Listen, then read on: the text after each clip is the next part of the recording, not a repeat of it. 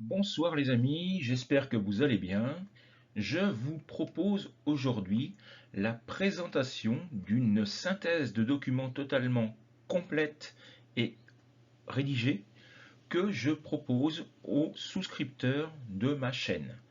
Donc vous aurez la possibilité, pour tout le monde et de manière totalement gratuite, d'accéder au texte que j'ai proposé et je vais vous rappeler aujourd'hui les caractéristiques principales de la synthèse de documents et toutes les informations donc, que vous pourrez découvrir si vous accédez à cette vidéo disponible uniquement pour les souscripteurs.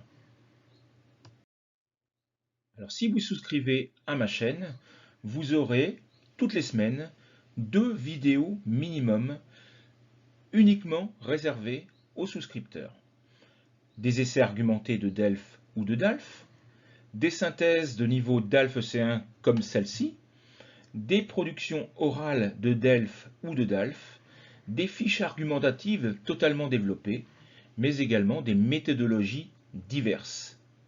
Vous aurez le lien pour souscrire à ma chaîne dans la description de la vidéo. Revoyons ensemble les conditions de l'examen du DALF C1 et notamment donc de la production écrite.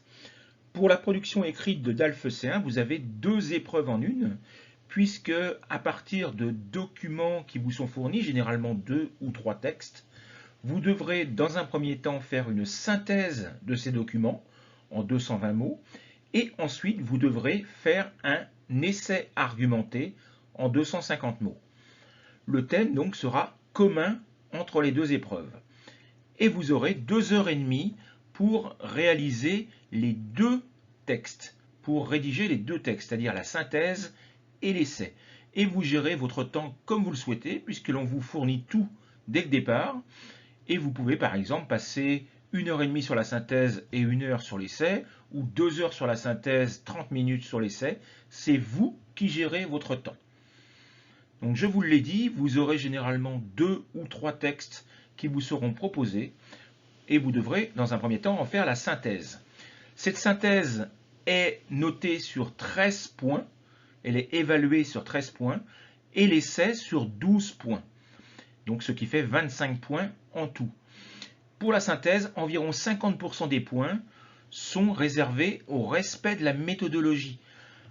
Donc ça veut dire 6 points et demi pour la méthodologie et 6 points et demi pour le niveau de langue. Il faut donc que vous maîtrisiez parfaitement la méthodologie, les règles obligatoires qu'il faut observer et qu'il faut respecter pour la synthèse. C'est ce que nous allons voir maintenant. Je précise toutefois une dernière remarque, que si vous avez une note inférieure à 5 sur l'ensemble des 2 épreuves, c'est-à-dire moins de 5 sur 25, c'est éliminatoire, même si vous avez des bonnes notes dans les 3 autres épreuves de compréhension écrite, compréhension orale et expression orale.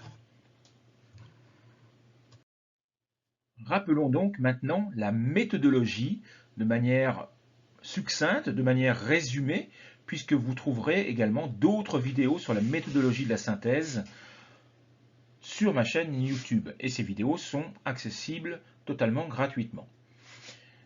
Tout d'abord, les règles à respecter. L'une des principales est le nombre de mots. Vous devez faire votre synthèse en 220 mots avec une marge d'erreur de 10%. C'est-à-dire que vous allez pouvoir descendre à 200 mots ou monter à 240. Le titre est obligatoire sous une forme nominalisée. Toutes les idées essentielles des textes qui vous sont fournis doivent être présentes dans la synthèse. Et une même idée ne doit apparaître qu'une seule fois. Donc par exemple, si vous avez la même idée qui apparaît dans le texte 1 et dans le texte 2, elle ne devra, cette idée, apparaître qu'une seule fois dans votre synthèse. Les idées et les opinions qui sont exprimées dans les textes doivent être respectées. Vous ne devez donc pas les remettre en cause ou dire le contraire de ce qui a été dit. Vous devrez réorganiser les idées. Et vous ne devrez pas paraphraser les textes, c'est-à-dire répéter mot pour mot des phrases complètes des textes d'origine. Vous devrez utiliser vos propres mots. Voyons maintenant les erreurs généralement commises par les élèves. Ne faites pas d'introduction, ne proposez pas de problématique et ne proposez pas de plan. Ce n'est pas un essai argumenté, c'est une synthèse, vous n'avez pas à faire d'introduction. Ne faites pas non plus référence au texte, en disant par exemple, dans le texte numéro 1, ils disent que. Non, vous ne devez pas présenter une synthèse de cette manière-là. N'ajoutez jamais d'arguments ou d'idées qui ne sont pas présents dans les textes. Ne donnez jamais votre avis personnel ou votre point de vue sur le sujet. Vous ne devez donc jamais utiliser les pronoms sujets je, tu, nous ou vous. Vous devez tout faire à la troisième personne, du singulier ou du pluriel. Voyons maintenant les différentes étapes de votre travail. Vous devrez lire à plusieurs reprises les textes qui vous sont fournis. Au moins 2 lectures, comme je vous l'ai mis ici, mais je vous conseille d'aller plutôt sur 3, voire 4 lectures. Repérez dès le départ les idées principales et les mots-clés. Utilisez pour cela des stabilos de couleurs, vous avez le droit d'en emmener, pour regrouper les idées par thème. Avantages, inconvénients, problèmes, conséquences, solutions, les causes, etc. Donc cela vous permettra de gagner du temps et de pouvoir réorganiser facilement les idées principales pour les regrouper en plusieurs parties. Généralement, dans une synthèse, on trouvera 3 ou 4 parties principales.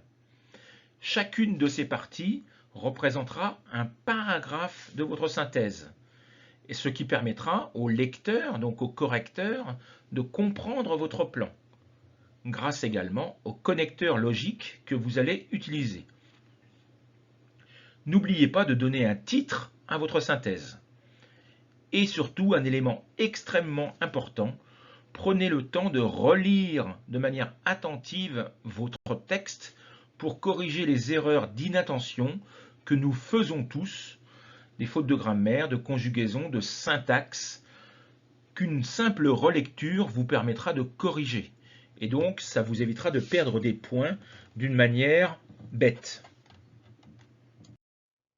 Voyons maintenant le sujet travaillé.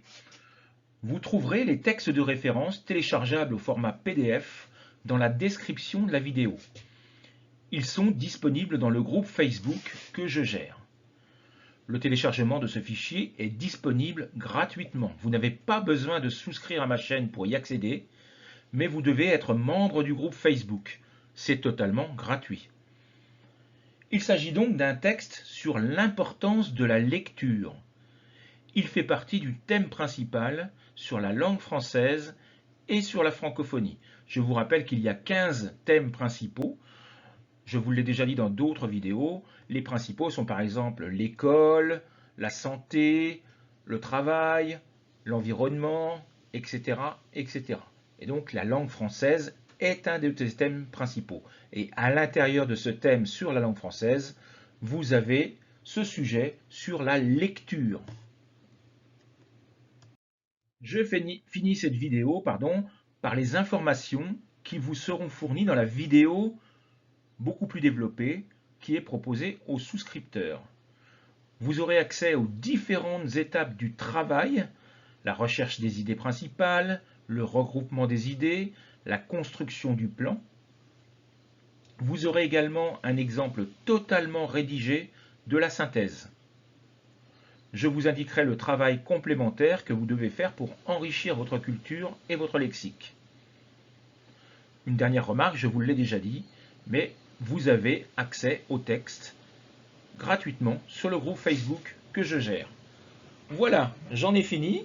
Donc si vous voulez accéder à ces vidéos réservées aux souscripteurs, cliquez sur le lien qui est sous cette vidéo dans la description. Vous aurez 3 choix possibles. Vous choisissez celui qui vous intéresse et vous aurez immédiatement accès à toutes les vidéos réservées aux souscripteurs. Je vous souhaite une bonne soirée et à bientôt. Au revoir.